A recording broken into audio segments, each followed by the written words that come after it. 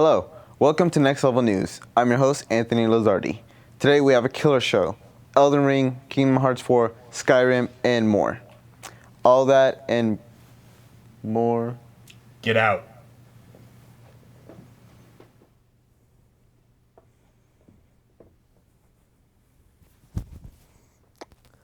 As always, I'm your host, Skyler Nations. Welcome to Next Level News.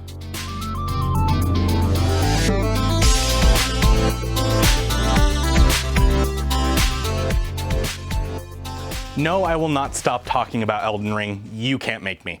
6 minutes and 59 seconds. That is the time it takes to beat Elden Ring. Speedrunner Distortion has been beating himself and the current world record for Elden Ring over and over and over again. Nobody can really keep up with him. The journey for the speedrun has been fascinating. Distortion is running in what's called the any percent category. This is a common speedrunning category. It simply means how fast can you beat this game. Well, in this special case, there are two separate categories for any percent, one that's restricted and one that's not restricted. What does this mean? Well, in the unrestricted category that Distortion is running in, they execute an incredibly difficult glitch 13 times in the run. This glitch is hardware dependent, which is why they separated the categories so that there is a any percent category that doesn't require a high cost entry to be competitive.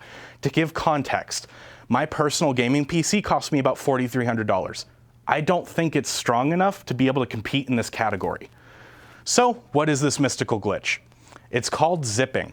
How it works is that if you hold a block and also move forward while doing so in exactly 139 frames, the game will throw you across the map in the direction you were facing. Normally this would end up with you dying to fall damage, right? Wrong. You see, in Elden Ring, fall damage is dictated by your y-axis coordinate. If you fall for 20 or more meters below where that y-axis says you started your fall, you'll die. But this doesn't count if you, say, zip and land in a y-axis location that's higher than where you started. This glitch literally requires you to be frame perfect and is used 13 times in the fastest route that's been found. For 2 of the zips, you are actively doing them while being attacked by one of the endgame area bosses, giving the player mere seconds before they get hit and their run is ruined.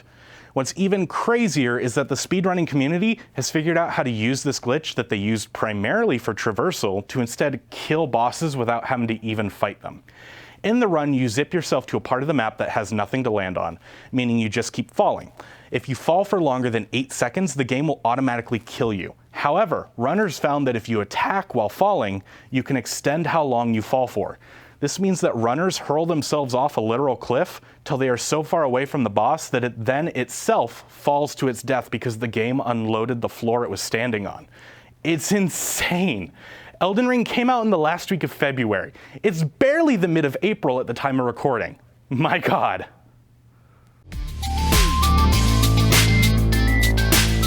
Sora, Donald, and Goofy are back in everyone's favorite oddball crossover.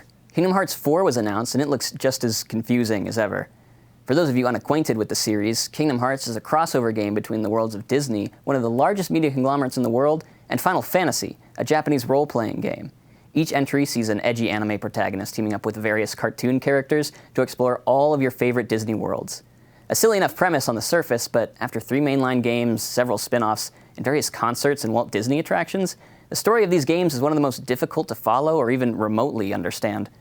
The new trailer for the latest entry reveals that Sora, the main character of the series, is now in real-life New York City, which is also apparently the afterlife or something. We're also introduced to a girl named Sterlitzia, the character whose only other appearance in the series is from an obscure web browser game.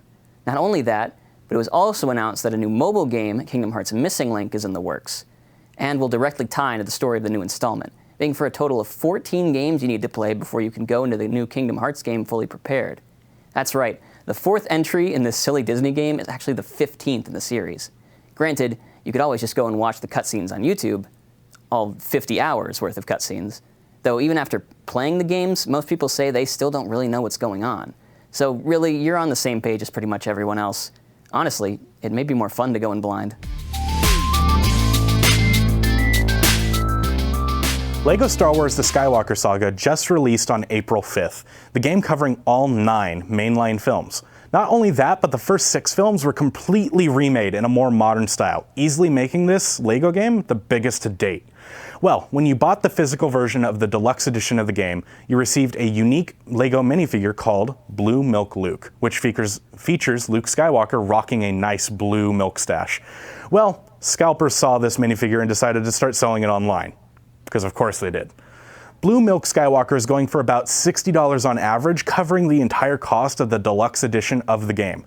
Weirdly enough, this is nowhere near the most expensive LEGO minifigure, as there are literally hundreds of minifigures that go for hundreds of dollars, and some even go for thousands of dollars. That's one expensive piece of literal plastic.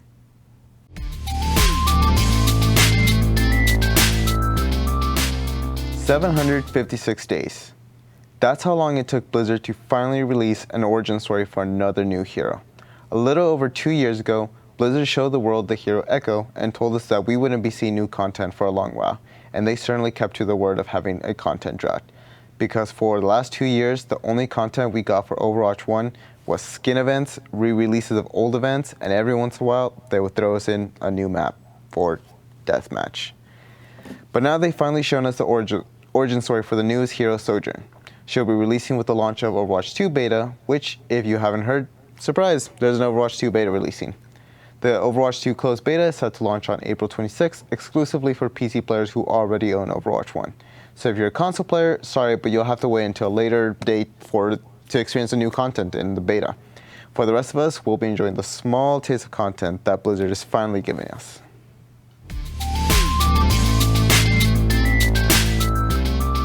The Elder Scrolls Skyrim is making a comeback, again, for like the 10th time. This time, instead of a re-release or being brought to a new console, it's making a massive impact on YouTube in the form of challenge videos. Literal millions of views are being dropped on videos where 10 cheese wheels spawn every second, or where dragons are spawned if you say the word dragon. Want to see if you can beat Skyrim as a chicken? YouTube's got you covered.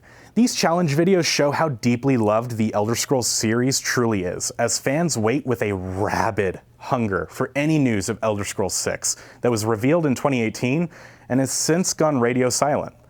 This also shows how far stuff has come in the form of the modding community for Skyrim, and Twitch in general, as these mods that do these ridiculous actions, like summoning creatures when you say their name, or spawn literal thousands of cheese wheels, proves how much effort and love is poured into the communities that these mods support.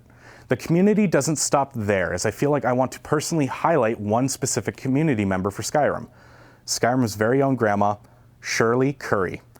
Shirley is a 86-year-old grandma who likes to make videos in Skyrim and go on adventures with her audience, who she lovingly calls her grandkids. Shirley has been making videos for years and has earned the love and admiration of the community. She is a major part of it. So much so that Bethesda, the developers and publishers of the Elder Scrolls, flew her into their studio and have 3D scanned her face. The plan is for Shirley to be immortalized forever as a NPC companion in the Elder Scrolls 6. Shirley has been very candid with her health concerns and even suffered a stroke last year. Shirley doesn't even know if she will live to see the release of Elder Scrolls 6. However, she wants you to know something. She's okay. She makes content because it's fun for her and how she wants to spend her time as a retired senior.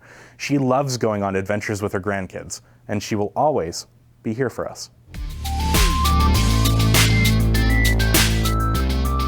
That will do it for Next Level News. Thank you for watching. As always, I'm your host, Skyler Nations. We will see you next time. I'm off to play some LEGO Star Wars.